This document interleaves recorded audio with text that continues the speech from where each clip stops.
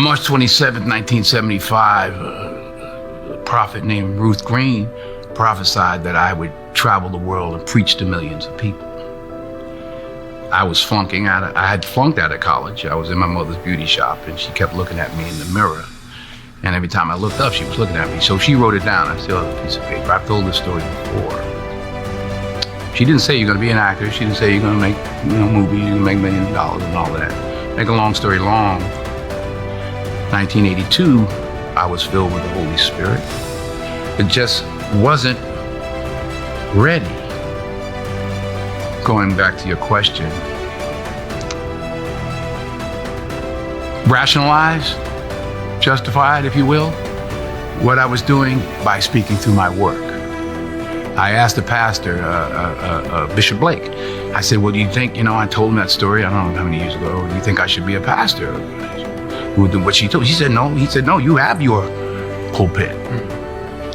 So I always looked for that, for lack of a better word, angle.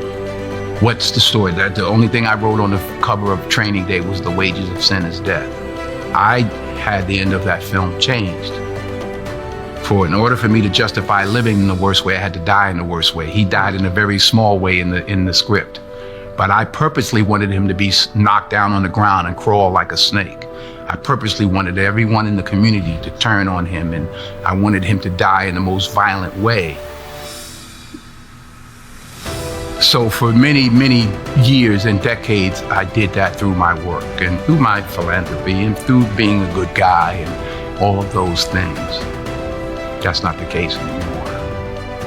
What my mother said to me was, Denzel, you do a lot of good, but you must do good the right way. She said, you know what I'm talking about. Can't buy your way in. Can't love your way in.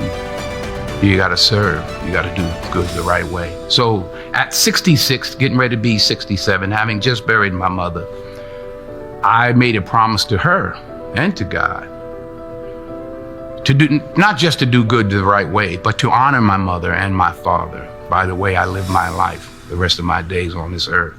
I'm here to serve, to help, to provide,